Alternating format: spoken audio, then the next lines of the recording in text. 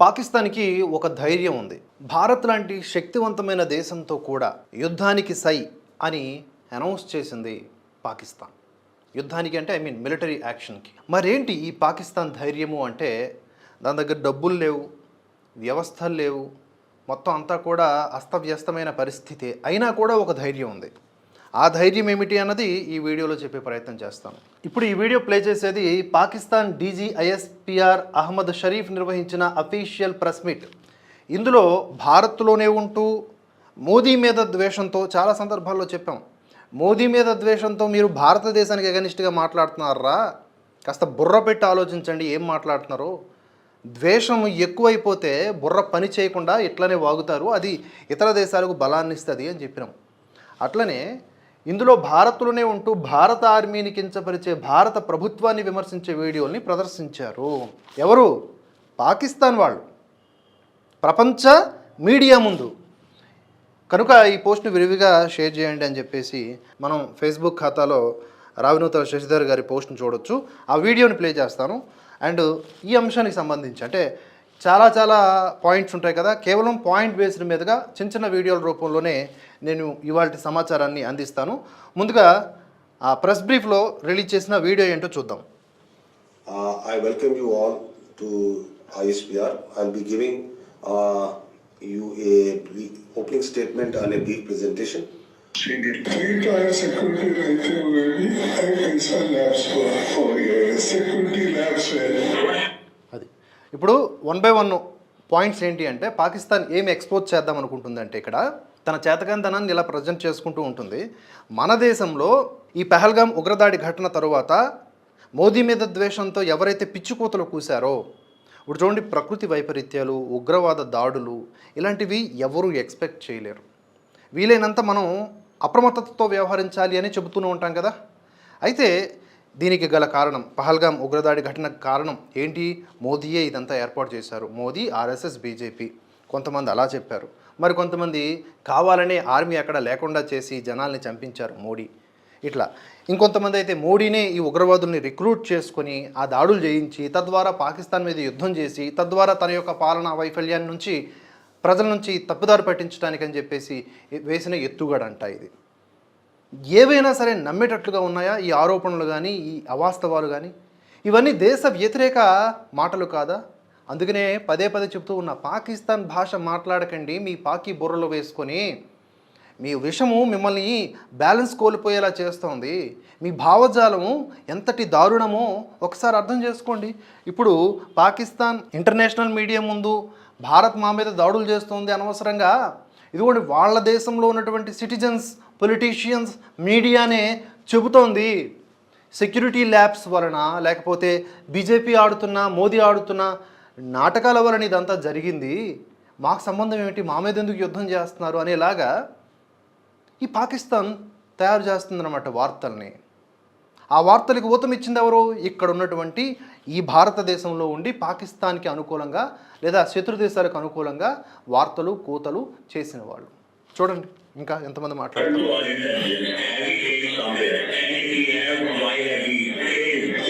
కొంచెం ఆడియో డిస్టర్బ్డ్గా ఉన్నప్పుడు నేను చెప్తాను.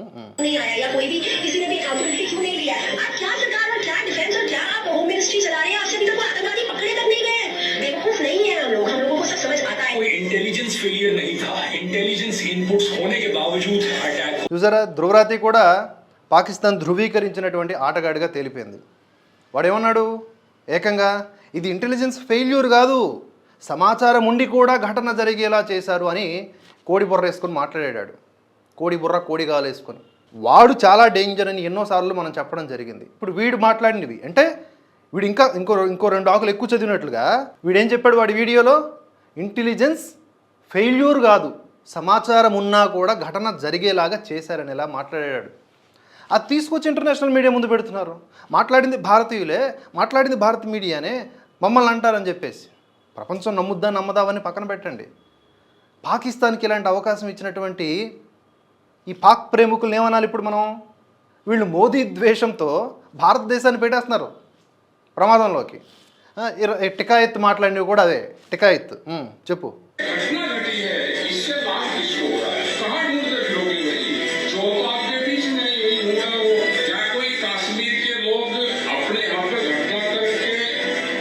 టికాయత్ కూడా అలాగే మాట్లాడాడు. ఎక్కడెక్కడో వెతుకుతారేంటి, ఉగ్రవాదులు ఎక్కడెక్కడో ఉన్నారు, ఇక్కడ మన మధ్యనే ఉన్నారు అనేలాగా ఆయన మాట్లాడాడు. పాకిస్తాన్లో ఎందుకు వెతుకుతున్నారు అనేలాగా టికాయత్. సోకాల్డ్ రైతు ఉద్యమకారుడు కదా.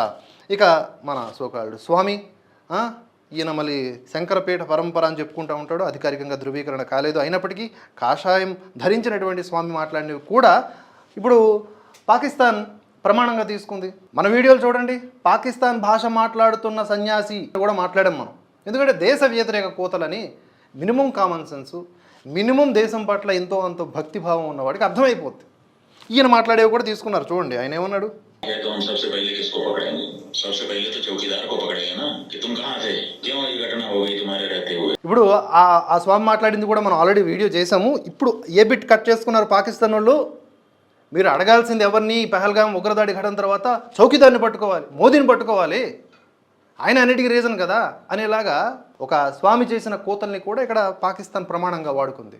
ఉగ్రదాడి ఘటనలు కేవలం మోదీ హయాంలోనే జరిగాయండి. ఆ పాకిస్తాన్ ఏర్పాటైనప్పటి నుంచి ఇదే కదా పరంపర కొనసాగుతూనే ఉంది. ఒక కాంగ్రెస్ హయాంలోనే ఎన్నెన్ని దాడులు జరిగాయి, ఎన్నిసార్లు చెప్పాలి ఈ విషయాల్ని.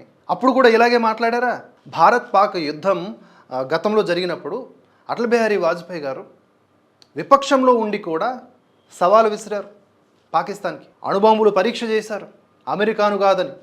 అది కదా ఒక భారతీయుడిగా కనబరచాల్సిన తీరు. మనం అందరం పార్టీల పరంగా ఇక్కడిక్కడ లోపల కొట్లాడుకుంటాం, మన మీద ఒక శత్రువు వస్తే మనమంతా ఒక్కటే అని ప్రపంచానికి చాటి చెప్పినటువంటి మహానుభావుడు. అటువంటి ధోరణి కలిగి ఉండాలి. ఒక ఉగ్రదాడి ఘటన జరిగినా, ఒక ప్రకృతి వైపరీత్యాలు జరిగినా, శత్రు దేశాల యొక్క మిలిటరీ యాక్షన్స్ లేదా వార్ జరిగినా మనం పాలిటిక్స్ మాట్లాడకూడదురా సన్నాసి అని మాట్లాడాము ఆ రోజు. ఇప్పుడు అదే తీసుకుని వచ్చారు. ఉగ్రదాడి ఘటన తర్వాత కూడా చౌకీదారిని పట్టుకోవాలి కదా, ఉగ్రవాదులను ఎందుకు పట్టుకుంటున్నారు, ఉగ్రవాదుల కోసం వేట ఎందుకు కొనసాగిస్తున్నారు, మరి ఈ నుండి ఏం చేశాడు అని ఇలా మాట్లాడితే ఏం మాట్లాడాలి చెప్పండి ఇలాంటి వాళ్ళతో. ఇవే తీసుకున్నారు ఇప్పుడు పాకిస్తాన్ బ్రీఫ్లో.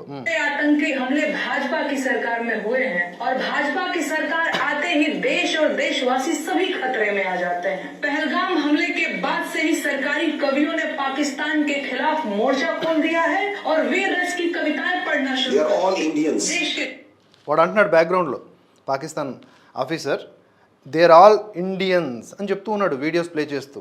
गृह मंत्री ने क्यों नहीं लिखा और प्रधानमंत्री को हमले के तुरंत बाद आतंकियों को धमकाने के लिए बिहार में रैली करने की क्या जरूरत पड़ गई. जम्मू कश्मीर के पहलगाम के निकट मिनी स्विट्जरलैंड कहे जाने वाले बैसल घाटी में आतंकी हमला हुआ.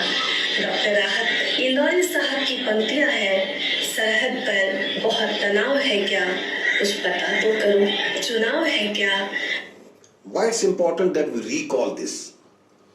It's because of these questions, these very valid questions, this criticism that is coming from inside India to divert attention from that, because they don't have any answers to this. What they do?